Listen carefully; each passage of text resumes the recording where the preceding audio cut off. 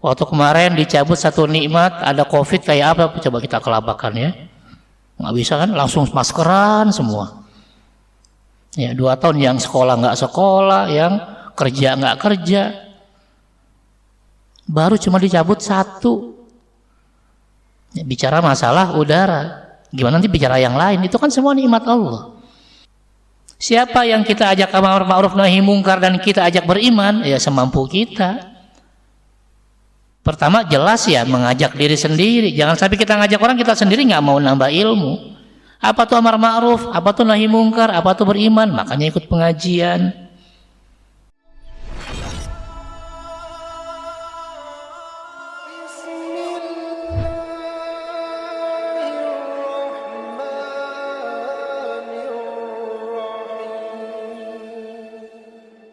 Ya, terima kasih. Assalamualaikum warahmatullahi wabarakatuh. Alhamdulillah wassalatu wassalamu ala rasulillah wa la hawla wa la quwata illa billah ma ba'd. Kepada para jamaah salat maghrib berjamaah yang mudah-mudahan senantiasa dimuliakan oleh Allah Subhanahu wa taala. Saya lupa belum masukin al-munasabahnya ya, kaitan antara ayat sebelumnya dengan ayat yang kita bahas. Saya bacakan saja di sini ya. Ba'da an dzakarallahu sifatil fasiqin. Di 2 ayat sebelumnya 26 27 kita bicara tentang orang-orang fasik, wa mauqif al-kuffar al Quran, dan juga bagaimana orang-orang kafir terhadap Al-Quran, yaitu mereka tidak percaya dengan kebenaran Al-Quran. Nah, setelah bicara orang fasik, bicara orang kafir, wajjahal khitab ilal kuffar fi hatainil ayatain. Maka ayat 28-29 ini bicara tentang orang-orang kafir secara khusus. Dan penjelasan bahwa kekafiran mereka itu sebenarnya kesalahan yang sangat fatal, karena beriman kepada Allah itu tidak hanya jelas dalilnya secara nakli atau dalam Al-Quran, termasuk juga jelas dalam tataran yang bisa kita lihat, kita dengar, kita rasakan, gitu ya. Sehingga dijelaskan di sini ya, ala tariqil inkar wa ta'ajjub. Jadi menjelaskan orang-orang kafir itu mereka ingkar dan mereka ya aneh menurut pandangan Allah Subhanahu wa taala. Kenapa aneh? Karena dijelaskan di sini, misalnya di ayat 28-nya. Bismillahirrahmanirrahim. Kaifa takfuruna billah? Mengapa kalian tetap kafir kepada Allah wa kuntum amwatan? Seolah-olah Allah ngomong langsung ke orang kafir nih. Orang-orang kafir, kok kamu masih kafir sih sama Allah? Wa kuntum amwatan, padahal kan dulu kamu pernah belum jadi apa-apa. Kita kan nggak ujuk-ujuk ada kan? Ada suatu masa, suatu waktu yang kita nggak ada di dunia. Kuntum amwatan, dulu tuh kamu nggak ada, kata Allah. Ya, fa ahyakum, lalu Allah hidupkan kamu. Ya, hidupkan kita sekarang di dunia. Tsumma yumitukum, dan ingat suatu saat Allah akan mematikan kamu. Allah akan mewafatkan kamu. Tsumma yuhyikum, setelah Allah wafatkan, masuk alam kubur, Allah akan hidupkan lagi nanti di alam akhirat, di padang mahsyar, berkumpul di sana. Ya, tsumma ilaihi turja'un, kemudian kepada Allah lah kamu dikembalikan. Maksudnya kenapa masih kafir? Ini perjalanan yang logis. Kita dulu nggak ada, sekarang pun Allah ciptakan ada di dunia. Nanti kita mati di alam barzakh, di alam kubur, lalu akan Allah bangkitkan untuk mempertanggungjawabkan perbuatan kita. Ini hal-hal yang biasa, yang logis. Kok masih nggak percaya sih? Ya, masih ingkar, nggak ada itu alam kubur, nggak ada itu alam akhirat, kan aneh. Ya, makanya dari sini beberapa tafsir dikatakan inna amral kufar la ajibun. Sungguh aneh nih perilaku orang-orang kafir. Kaifa yajhaduna billah? Kok bisa mereka mengingkari keesaan Allah? Bahkan ada yang mengingkari keberadaan Allah, Tuhan itu nggak ada. Ya. Padahal hal-hal kecil saja kita harus tahu, ya. Ketika kita bicara HP, pasti ada yang bikin di HP, nggak mungkin HP ujuk-ujuk ada. Apalagi alam semesta ini pasti ada penciptanya. Kalau ada orang yang nggak percaya kalau di alam semesta ada penciptanya, kan aneh. la ajib, aneh banget. Kalau ada orang yang mengingkari keberadaan Allah dan mengingkari keesaan Allah Subhanahu wa taala. Wa adillatu 'azamatihi wa qudratihi, padahal dalil-dalil bukti-bukti tentang keagungan Allah, tentang kekuasaan Allah fi anfusihim, tidak hanya ada di alam semesta, bahkan ada dalam diri kita. Ya, waktu kemarin dicabut satu nikmat, ada COVID kayak apa? Coba kita kelabakan ya. Nggak bisa kan, langsung maskeran semua. Ya, 2 tahun yang sekolah nggak sekolah, yang kerja nggak kerja. Baru cuma dicabut 1. Ya, bicara masalah udara. Gimana nanti bicara yang lain? Itu kan semua nikmat Allah. Ya. Jadi bicara kekuasaan Allah, keagungan Allah itu ada di depan mata kita, bahkan dalam diri kita sendiri. Ini sebagai bukti bahwa adanya Sang Pencipta Allah Subhanahu wa taala. Sehingga dikatakan di sini wa fi kulli syai'in lahu ayah, segala sesuatu di alam semesta ini sebagai dalil, sebagai bukti tadullu ala annahu wahid, adanya Sang Pencipta, dan Sang Pencipta adalah Tuhan yang Maha Esa, Allah Subhanahu wa taala. Ya. Jadi perjalanan ini, perjalanan yang satu arah ini, perjalanan yang sangat logis, sangat masuk akal. Kita dulu nggak ada, lalu Allah ciptakan jadi ada di dunia, nanti kita wafat, Allah matikan, nanti akan Allah hidupkan kembali. Itu hal yang wajar. Dan ujung-ujung kita kembali kepada Allah Subhanahu wa taala. Ya, untuk orang-orang yang soleh maka mendapatkan surga, sedangkan orang-orang yang salah, bahkan salah akidahnya, nggak yakin dengan ya adanya Allah atau nggak yakin dengan keesaan Allah, maka dia akan menerima akibatnya, yaitu akan selama-lamanya di neraka. Ya. Lalu dijelaskan lagi di sini, ilallahi ta'ala marji'ul awwalin wal akhirin, hanya kepada Allah saja tempat kembali seluruh manusia. Karena itu rugi orang-orang yang tidak beriman kepada Allah, rugi orang-orang yang masih mengingkari keesaan Allah, mengingkari Al-Quran sebagai wahyu dari Allah, mengingkari Muhammad sebagai Rasul atau utusan Allah Subhanahu wa ta'ala. Ya. Sehingga fa'ala ma yu'anidul kafirun wa yusirul mustakbirun. Lantas atas dasar apa ya orang-orang kafir dan orang-orang yang sombong itu masih menentang adanya Allah, masih tidak mengakui bahwa Allah adalah Tuhan yang Maha Esa? Ya, padahal yang terbaik bagi mereka adalah halla raja'u ila rabbihim. Solusi terbaik bagi mereka kalau dulu mungkin mereka pernah meragukan adanya Sang Pencipta, bahkan mereka pernah ragu bahwa Pencipta itu satu, tunggal esa. Yang terbaik bagi mereka adalah ketika masih di dunia, masih hidup, ya, taibina munibin, mereka kembali kepada kebenaran, kepada al-haq, dengan bertaubat dan beriman hanya kepada Allah Subhanahu wa ta'ala. Ya, ini penjelasan dari ayat ke-28. Ya, kita lanjut ya. Ayat berikutnya, bismillahirrahmanirrahim, huwallazi khalaqalakum ma fil ardi jami'a tsumma stawa ila samai fasawwahunna sab'a samawat wa huwa bikulli syai'in alim. Ayat berikutnya masih menegaskan mana bukti, mana dalil bahwa ya adanya Allah Subhanahu wa taala. Dijelaskan di sini, huwallazi khalaqalakum ma fil ardi jami'a, dialah Allah yang menjadikan segala yang ada di bumi untuk kita manusia. Ya, kamunya itu untuk kita manusia, jami'an seluruhnya. Ya, tsumma stawa ila sama, ya, kemudian Allah menciptakan langit dan menjadikannya 7 langit. Wa huwa bikulli syai'in alim, dan Allah Maha mengetahui segala sesuatu. Sehingga dari ayat ini Allah jelaskan ya ada 2 nikmat yang Allah berikan berdasarkan ayat 29 ini. Apa nikmatnya? Pertama, taskhiru ma fil ardi jami'an linnas. Allah memberikan, menundukkan semua yang ada baik di atas bumi maupun di dalam bumi buat kita semua. Makanya kita bisa luar biasa kan, tidak hanya yang di atas bumi yang bisa kita garap, bahkan yang di dalam bumi, mulai batu bara, minyak bumi, ya gas alam semua, termasuk sekarang ada mineral. Ya, itu kenapa kita bisa ambil? Karena memang sejak awal sudah Allah berikan pada kita. Huwallazi khalaqalakum ma fil ardi jami'a.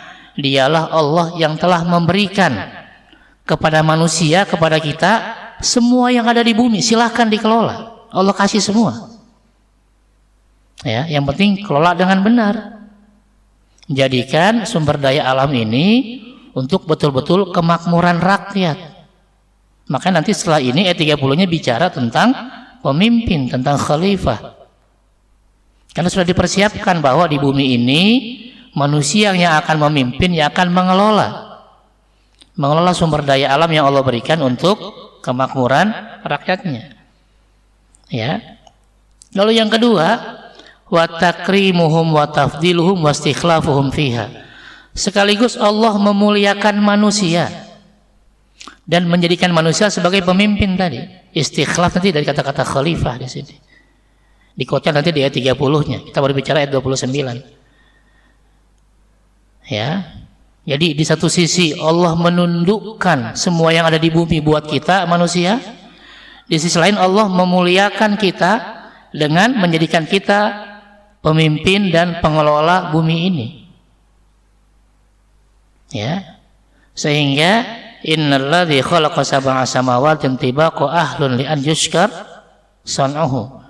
Kita diminta untuk bersyukur kepada Allah, pencipta 7 langit yang sangat kokoh. Ya, bagaimana caranya? Wa yuta'a amruh, dengan mentaati semua ajaran-ajaran Allah Subhanahu wa ta'ala. Ya. Kemudian wa yuqamu fil ardi manhajuhu wa syar'uhu. Serta ketika kita masih di bumi, masih hidup di muka bumi ini, kita juga diminta untuk mengelola bumi dengan mengikuti manhaj, cara dan aturan-aturan yang ditetapkan oleh Allah Subhanahu wa ta'ala. Apa aturannya? Tadi misalnya bahwa tugas kita satu sebagai pemimpin, ya, untuk menguatkan akidah kita. Jangan sampai kita sebagai pimpinan justru membuat bawahan kita, baik anak istri kita maupun pimpinan-pimpinan yang lebih tinggi terhadap rakyat bawahannya, menjadikan rakyatnya malah justru jauh dari Islam, bahkan jadi murtad. Ini bahaya. Ya, tugas utama pemimpin adalah bagaimana menyelamatkan akidah rakyatnya. Karena ketika ada di satu tempat, lalu di sana banyak pemurtadan, nanti yang ditanya pemimpinnya juga. Kita saja sebagai kepala keluarga, apa yang ditanya? Lihat di surat 66 ayat 6 At-Tahrim, bismillahirrahmanirrahim. Ya ayyuhalladzina amanu qu anfusakum wa ahlikum naro. Kita sebagai kepala keluarga saja tanggung jawabnya untuk kita dan pendamping maupun anak-anak kita. Hai orang-orang yang beriman, jagalah dirimu, jagalah keluargamu, agar kita semua menjauh dari neraka. Nah, makin tinggi kedudukan kita, berarti bawahan kita juga harus dijaga akidahnya. Makanya di antara cara menjaga akidah adalah meyakini keesaan Allah, meyakini bahwa Al-Quran itu wahyu dari Allah, dan meyakini kerasulan Muhammad Sallallahu Alaihi Wasallam. Ini harus dijaga oleh para pemimpin, minimal pemimpin keluarga. Jaga dirinya dan jaga keluarganya. Ya. Baru kemudian, nah, ya, untuk mengelola semua yang Allah berikan di bumi ini untuk kemakmuran rakyat. Ya. Sehingga fatuba liman arafa falazima. Beruntunglah orang yang tahu dua hal tadi. Tahu bahwa tugas kita adalah meyakini keesaan Allah tadi, ya, meyakini bahwa Al-Quran dari Allah sebagai, ya, guide, petunjuk di kehidupan kita, dan meyakini kerasulan Muhammad Sallallahu Alaihi Wasallam. Kemudian juga kita mengelola bumi ini sesuai maunya Allah dan Rasulnya. Ya, inilah poin bicara tentang ayat ke-29. Ada pertanyaan silakan? Ya, monggo. Waalaikumsalam warahmatullahi wabarakatuh. Assalamualaikum warahmatullahi wabarakatuh, Ustaz. Yang saya tanyakan, sebatas apa tanggung jawab kita sebagai anggota keluarga jika di dalam keluarga besar kita, Ustaz, ada yang bukan murtad ya, sudah memang dari awalnya memang non muslim, dikarenakan memang wilayah tempat tinggalnya itu memang banyak sekali kegiatan kayak seperti apa itu, kayak misionaris lah ya Pak. Yeah. Di daerah tempat tinggalnya itu memang pusatnya itu loh, pusatnya banyak sekali wilayah-wilayah yang memang non muslim lah. Dan ada yang sampai dengan menikah dengan non muslim. Kemudian dari keluarga kita, usaha kita supaya keluarga kita itu kembali ke muslim, kita kadang-kadang setiap setahun sekali menyelenggarakan pertemuan keluarga dengan kewajiban untuk mengucapkan ikrar, dalam arti mengucapkan syahadat secara bersama-sama. Namun demikian sampai dengan saat ini masih ada yang masih belum kembali. Nah itu nanti tanggung jawab kita itu nanti sampai di mana? Apakah nanti kita masih tetap terbawa kesalahan kita itu kalau sampai dengan saat nanti akhir kita masih ada satu keluarga yang masih non muslim. Demikian. Assalamualaikum warahmatullahi wabarakatuh. Waalaikumsalam warahmatullahi wabarakatuh. Iya, monggo yang lain.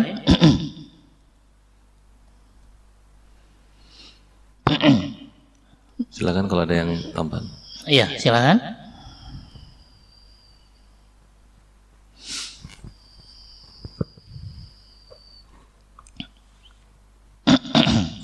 Assalamualaikum warahmatullahi wabarakatuh. Waalaikumsalam warahmatullahi wabarakatuh. Berkaitan dengan apa tadi, murtad atau syahadat dan tawakal dan tauhid lah ya. Itu mungkin ya banyak pemahaman atau pengajian-pengajian yang berkaitan dengan itu. Ada beberapa ya pengajian itu kan seperti mengaji ma'rifat gitu Pak. Nah untuk ma'rifat itu artinya dekat dengan Allah itu memang harus mengenal ya. Nah untuk mengenal itulah yang kita masih berbeda-beda gitu. Nah, cuma kalau kita mengikuti itu karena pengajian juga beda-beda, jadi ada yang mengatakan bahwa awalnya dengan ma'rifat itu adalah pertanyaan disingkat. Ya, ada satu seperti prosesi atau pemahaman bahwa ada mati sebelum mati gitu. Nah itu mohon penjelasannya. Dan tentang ma'rifat sendiri semasa Rasul masih hidup, katanya ini tidak terlalu terkenal. Dan setelah zamannya Sufi itu ada syariat, tarikat, hakikat, ma'rifat. Nah itu mohon pencerahannya Pak Ustadz. Terima kasih. Assalamualaikum warahmatullahi wabarakatuh. Waalaikumsalam warahmatullahi wabarakatuh. Oke ya, kita jawab ya. Yang pertama, bagaimana tanggung jawab kita terhadap keluarga besar kita yang masih di luar Islam. Karena itu dijelaskan nanti di surat ketiga ayat 110. Ya, diingatkan nanti mungkin di rumah dibaca surat 3 ayat 110. Ya, Allah mengatakan di sana, Allah berfirman, ya, bismillahirrahmanirrahim, kuntum khairu ummatin ukhrijat linnas. Ya, 3 ayat 110. Kalian adalah umat terbaik. Ya. Jadi kita umat Islam, kata Allah, dia sudah ditetapkan sebagai umat terbaik, tapi ada syaratnya. Ya, kamu wahai umat Islam, wahai umat Nabi Muhammad adalah umat terbaik. Makanya kita harus bangga nih. Ya. Tapi ada syaratnya. Apa syarat umat yang terbaik? Pertama, amar ma'ruf, ngajak yang baik-baik, ngajak ke pengajian, ngajak ke masjid, ngajak berbuat baik, ngajak beramal soleh. Termasuk tadi mengajak, mendakwahkan, ya, saudara atau keluarga besar kita yang masih di luar Islam, itu sudah bagian dari amar ma'ruf. Sekaligus juga nahi mungkar, kita mencegah jangan sampai ada keluarga kita yang murtad, yang keluar dari Islam. Di satu sisi kita berdakwah, mengajak yang masih di luar untuk masuk Islam. Di sisi lain kita juga jangan sampai kecolongan ada justru keluarga kita yang keluar dari Islam. Dan yang berikutnya nih, dan beriman kepada Allah. Tuh. Jangan sampai kita amar ma'ruf nahi mungkar tapi kita nggak beriman, ya aneh. Ya, inilah syarat jadi umat yang terbaik. Siapa yang kita ajak amar ma'ruf nahi mungkar dan kita ajak beriman, ya semampu kita. Pertama jelas ya mengajak diri sendiri. Jangan sampai kita ngajak orang kita sendiri nggak mau nambah ilmu. Apa tuh amar ma'ruf, apa tuh nahi mungkar, apa tuh beriman, makanya ikut pengajian. Ya, setelah kita ikut pengajian, kita nambah ilmu, kita bisa tularkan kepada keluarga besar kita tadi. Tentu bahasa mengajak itu bukan memaksa. Ya, dalam Islam ketika kita mengajak, bahasanya adalah berdakwah. Dakwah itu menurut bahasa apa? Artinya ngajak makan. Ya, dakwah menurut bahasa artinya ngajak makan. Kira-kira kalau orang diajak makan ditraktir mau nggak? Mau banget. Maksudnya dakwah itu bikin orang seneng, jangan bikin orang takut. Ngaji lu kalau nggak ngaji neraka lu, orang takut duluan. Gimana sih? Belum ngaji diancam neraka. Ngaji. Kenapa? Kalau di sana ngajinya enak, dapat sarapan misalnya gitu kan? Oh iya yuk. Jumatan di sini yuk, kenapa? Ada Jumat berkah. Ya, jadi dibikin seneng dulu. Kita kadang-kadang dakwahnya salah, dakwahnya nakutin orang. Ya, sama anak juga gitu. Lu kalau masih badung, masih nakal, gue pesantrenin lu. Akhirnya anak kalau pesantren nih, serem nih. Bikin orang takut. Begitu udah gede dibanding pesantren dia takut duluan. Kenapa? Dulu ancamannya pesantren. Ya, dakwah itu jangan ngancam. Dakwah itu kayak orang ngajak makan, ngajak seneng. Ya. Nah, ketika nerima alhamdulillah, nggak terima jangan putus asa, tetap aja ngajak walaupun tadi cuma setahun sekali bahasanya. Jangan sampai kita putus hubungan.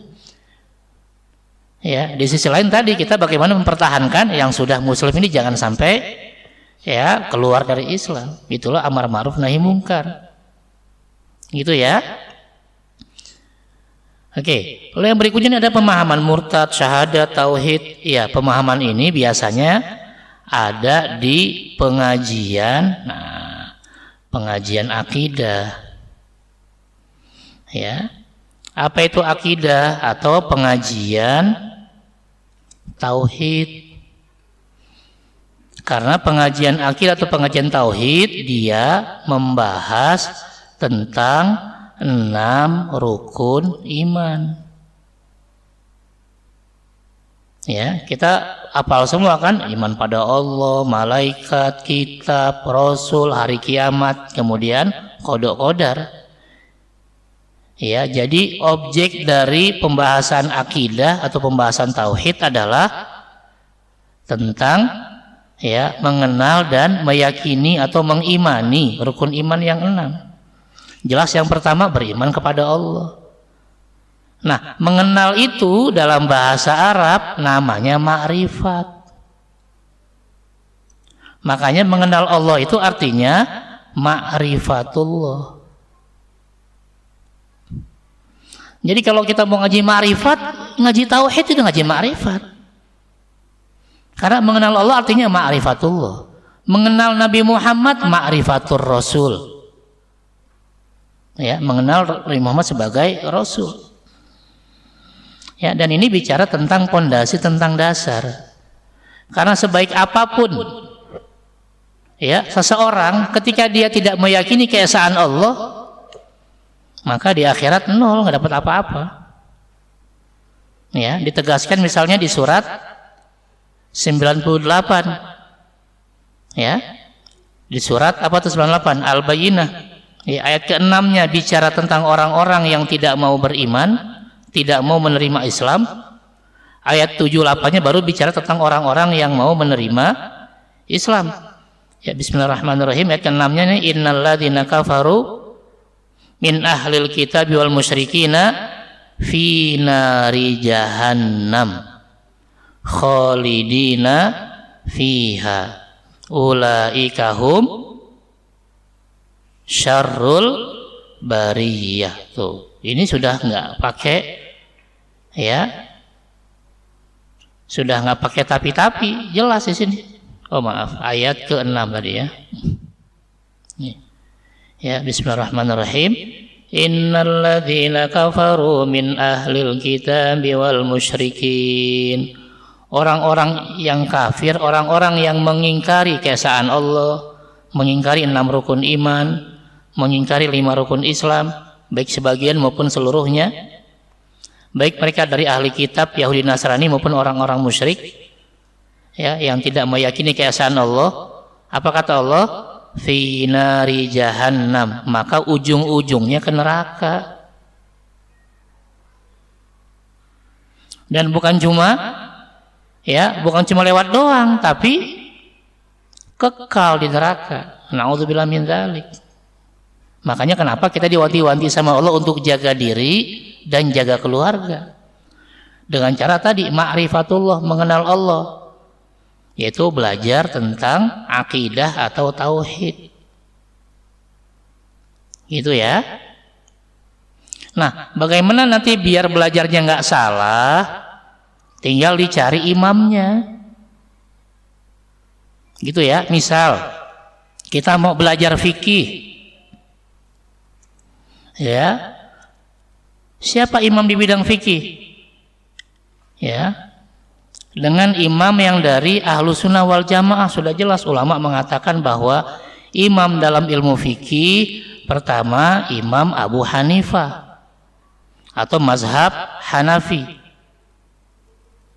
Ya, yang wafatnya kapan? Tahun 150 Hijriyah. Atau yang kedua ada Imam Malik bin Anas yang wafatnya 179 Hijriyah. Lalu ada Imam Muhammad bin Idris. Siapa tuh? Baru kenal Pak Ustadz? Ya, dikenal dengan nama Imam Syafi'i. Oh, kok nggak ada Syafi'i? Syafi'i kakek yang ketiga. Ya, wafatnya 204 Hijriyah. Atau yang terakhir muridnya Imam Syafi'i siapa? Imam Ahmad bin Hambal atau mazhab Hambali yang wafatnya 241 Hijriyah. Jadi kalau mau ngaji fikih ya pilih salah satu, namanya mazhab. Pak Ustadz, kenapa sih pakai nulis tahunnya? Nah, karena Nabi pernah bersabda, apa kata Nabi? Khairul quruni qarni. Sebaik-baik abad adalah abadku.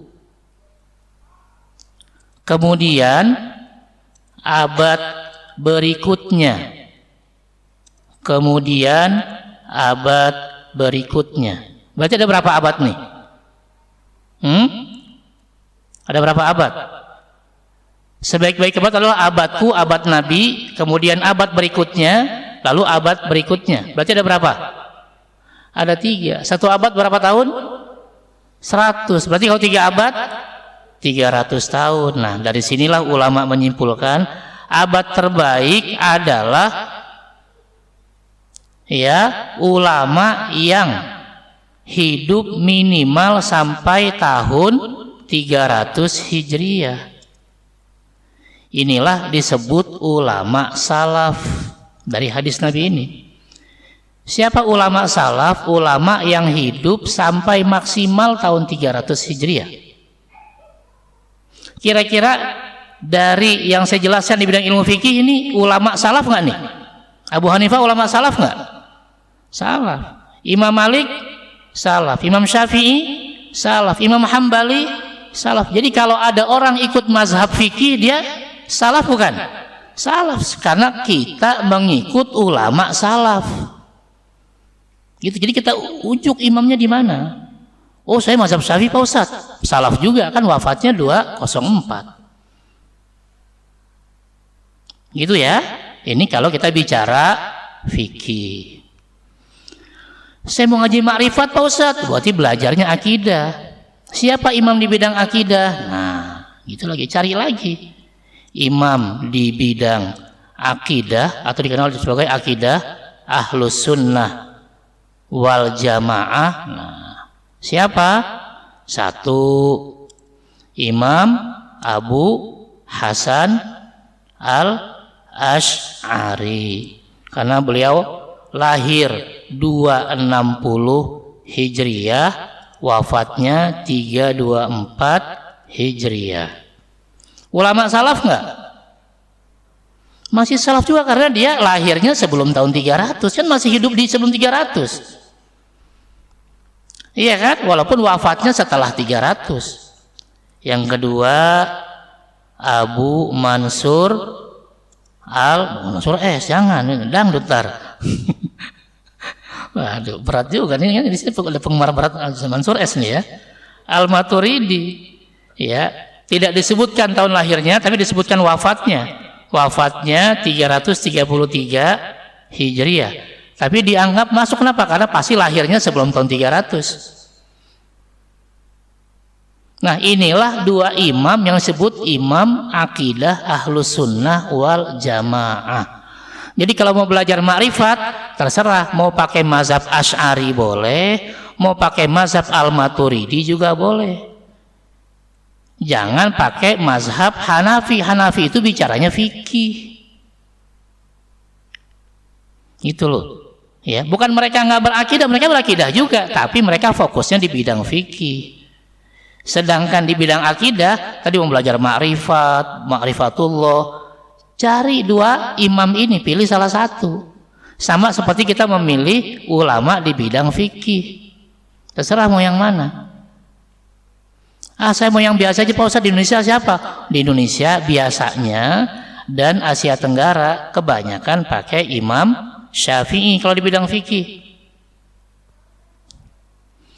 Saya mau pakai yang lain aja, ya nggak apa-apa juga, kan bebas tinggal milih.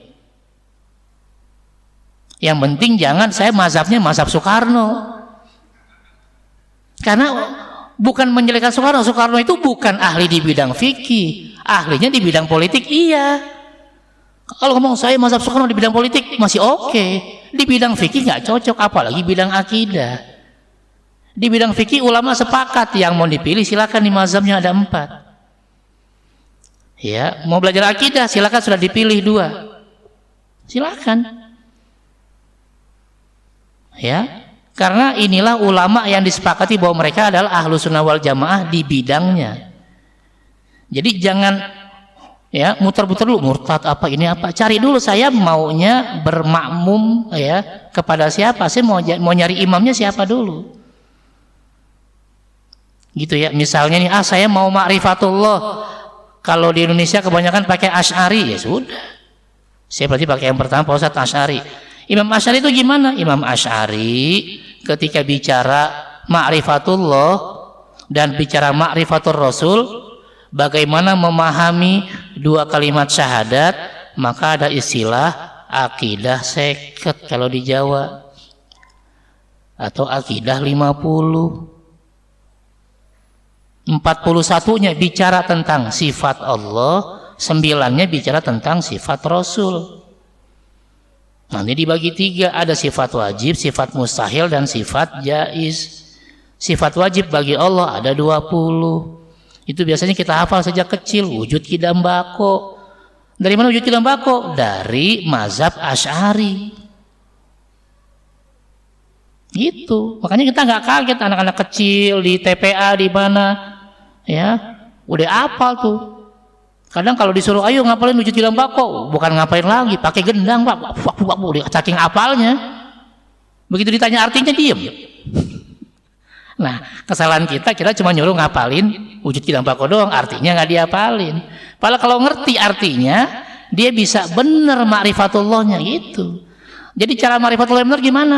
Udah kita pakai Asy'ari, mungkin tadi ya turunannya pakai sifat 20 atau sifat wajib 20. Udah, dengan kita memahami sifat wajib 20, kita sudah ma'rifatullah, sudah mengenal Allah. Saya mau mengenal Rasul, ada ma'rifatul Rasul, mengenal Rasul dengan sifat wajib yang 4. Sidik, amanah, tabligh, fatona. Udah hafal semua kita dari dulu, udah diapalin. Cuma kadang kita cuma lewat doang, ngapal doang, nggak tahu artinya. Padahal kita sudah hafal semua sifat wajib bagi Rasul, ya, yaitu ada 4. Udah hafal semua. Nah, kalau kita ya hafal sifat wajib 20 beserta artinya dan pemahamannya, itu sudah ma'rifatullah. Apalagi ditambah dengan tadi mengenal sifat mustahilnya. Contoh yang pertama, Allah itu wujud, Allah itu harus ada, wajib ada. Lawannya Adam, nggak ada, nggak mungkin Allah itu nggak ada. Mana bukti adanya Allah? Adanya alam semesta ini, pasti ada penciptanya. Nah, karena lebih simpel sifat 20 dengan apa? Karena ada tanya jawab di sana. Sejak kapan Allah ada? Kidam, Allah ada tanpa permulaan. Sampai kapan adanya Allah? Bako, Allah kekal selama-lamanya. Allah tuh kayak siapa sih? Mirip siapa sih Allah? Mukhalafatul lil hawadisi. Allah nggak mungkin sama dengan makhluknya. Allah butuh makhluknya nggak? Qiyamuhu binafsi. Allah itu mandiri, nggak butuh siapa-siapa. Nah, kalau itu kita nggak cuma apal tapi ngerti, itu sudah ma'rifatullah. Gitu ya. Nah, jadi yang kita harus pahami adalah kita mau pakai imam siapa. Baru kita turunin nanti buku-bukunya, kitab-kitabnya. Oh, saya nggak mau pakai imam yang ada, pakai imam yang lain, ya terserah. Tapi inilah imam yang disepakati oleh seluruh ulama, bahwa 4 imam ini adalah imam Ahlus Sunnah wal Jamaah di bidang fikih, dan 2 imam yang terakhir ini adalah 2 imam ya dalam bidang akidah Ahlus Sunnah wal Jamaah. Gitu ya, wallahu a'lam. Ya, jadi kita cari imamnya dulu baru aman. Nah, kalau kita ngaji nggak pakai imam repot nanti. Oh, ada Pak Imam lagi, mana Pak Imam? Ini imam mana nih? Imam akidah apa imam fikih? Oh, apa jangan-jangan ini selevel Mas Soekarno nih, Mas Soekarno ya? Gitu ya. Jadi kita kan betul-betul bermakmum enak karena imamnya jelas. Imamnya yang sudah disepakati oleh seluruh ulama. Ya, makanya di zaman sekarang semua menginduk ke sana. Mau belajar fikih, ya tinggal mau pakai fikih apa, tinggal cari kitabnya. Belajar akidah, ya tinggal cari kitabnya. Penting kita tunjukkan kita pakai imam yang mana. Tinggal nanti cari kitab-kitabnya gitu ya. Kalau gitu aman. Karena kalau enggak nanti kita malah salah kayak tadi. Ujung-ujungnya malah mazhab Soekarno. Karena dia nggak tahu imamnya siapa. Gitu ya, salah paham. Ya. Monggo ada yang lain silakan. Udah tanggung tadi bahasa sekalian tadi, karena itu Al-Zaitun kan ngandung kemana-mana tadi, ke pemimpin juga iya, ke akidah juga iya, ke pemahaman Al-Quran juga iya. Kira-kira gimana Pak? Termasuk dia juga awalnya juga dakwahnya mengenakan tadi. Kira-kira gimana tadi kalau udah begini? Kalau bicara Al-Zaitun gitu ya kan sudah ada ketetapannya di tahun 2002 sebenarnya, sudah jelas sesatnya. sesat akidahnya, ya, sesat fikihnya juga. Karena ditanya imamnya juga nggak jelas tadi, imam mazhabnya Soekarno, udah aneh. Ya, udah bukan ahlus sunnah wal jamaah, nggak tahu ahlul apa dia. Iya, udah jelas sesatnya. Ya. Iya, karena nggak ngerti. Jangankan, maaf, bukan bicara Az-Zaitun, di Indonesia ketika ada nabi palsu, ada nggak pengikutnya? Ada. Jangankan yang jadi nabi, yang jadi Jibril aja pengikutnya banyak. Ada nggak yang aku Jibril? Ada pengikutnya. Ada. Kenapa mereka pada ngikut? Karena nggak ngaji akidah, nggak kenal Allah, nggak kenal Rasul. Itu masalahnya. Kalau orang sudah ngerti tentang rukun iman yang 6, ada yang aku jadi nabi? Nggak mungkin. Kenapa? Nabi Muhammad nabi terakhir. Selesai. Sesoleh apapun dia, walaupun ada Ustadz Soleh juga di sini kan, ngaku jadi nabi masih ditolak. Kenapa? Nabi terakhir Nabi Muhammad. Udah selesai. Ngaku ulama silahkan, ngaku nabi nggak bisa. Nah, ketika orang ngaji akidah, nanti ada beriman kepada para rasul, kita yakin bahwa nabi kita Nabi Muhammad adalah nabi dan rasul penutup. Sesoleh apapun orang, kalau dia ngaku nabi, ngaku rasul, langsung kita tolak. Nah, masalah kita adalah kalau ngaji fikih rame, kalau ngaji akidah sepi. Padahal akidah itu pondasi buat umat Islam, baru nanti bangunannya fikihnya. Gitu ya. Makanya saya bilang ketika kita mau ngaji, kita mau cari imam yang mana dulu. Nah, kebetulan tafsir yang saya sampaikan ini kebanyakan dia tafsirnya bicara tentang 3 hal tadi. Ya, tafsir Munir ini yang saya fokuskan ini, yang saya ambil, ya, dia masuk ke bidang yang tadi kita bahas nih. Kalau lihat judulnya nih. Tafsir Munir apa? Fil aqidah. Dia kalau nanti ada ayat tentang akidah dibicarakan di sini. Apalagi wasyariah, bicara fikih juga perbuatan. Wal manhaj, dan juga bicara tentang caranya, cara berakidah yang benar, cara beramal soleh yang benar. Makanya tafsir ini bestseller, termasuk di Indonesia sudah ada terjemahnya. Nggak banyak sih, cuma 15 jilid. Ya, nggak banyak ya. Ini jilid pertama cuma 816 halaman. Totalnya yang bahasa Arab ada 17 jilid, cuma 2 jilid terakhir itu jadi indeks. Ya, karena beliau yang menulis tafsir ini, ya, menulisnya 1 kitab untuk 2 juz. Jadi ketika 30 juz jadi 15 jilid. Udah ada terjemahnya, silakan cari, namanya Tafsir Munir. Ya. Karena tafsir ini dia fokus ke 3 hal tadi, fokus ke masalah akidah, fokus ke masalah syariah, masalah amal soleh, dan juga fokus ke masalah manhaj, cara berakidah yang benar dan cara untuk beramal soleh yang benar. Gitu ya. Jadi ketika kita sudah nunjuk pimpinannya, oh ini pemimpin kita, udah aman. Ya. Tapi kalau pimpinan kita bukan yang 4 tadi bicara fikih, atau bukan 2 tadi bicara akidah, khawatir justru nanti masuk ke aliran-aliran yang aneh-aneh. Gitu ya. Jadi yang bicara mati sebelumnya ini sudah dibahas semua nih, dibicara akidah, dibahas semuanya. Karena bicara mati nanti bicara tentang rukun iman yang kelima, tentang ya hari kiamat, termasuk di dalamnya fase setelah wafat. Waktu dikubur ngapain, ada nikmat kubur, ada azab kubur, dan seterusnya. Gitu ya. Jadi kita tinggal mau yang mana? Mau belajar akidah, ada 2 imam, ya, dan di Indonesia biasa pakai Asy'ari, dan kalau mau belajar fikih ada 4 imamnya, dan di Indonesia biasa pakai Syafi'i. Bukan berarti yang lain nggak boleh, silakan mau pilih yang lain nggak apa-apa. Yang penting masih yang 4 ini bicara fikih, atau 2 ini ketika bicara akidah. Wallahu a'lam. Itu ya. Oke, ada lagi? Ya, berarti kita tutup ya kajian kita dengan sama-sama baca hamdalah, alhamdulillahirabbil alamin, subhanakallahumma wa bihamdika asyhadu an la ilaha illa anta astaghfiruka wa atubu ilaik. Assalamualaikum warahmatullahi wabarakatuh.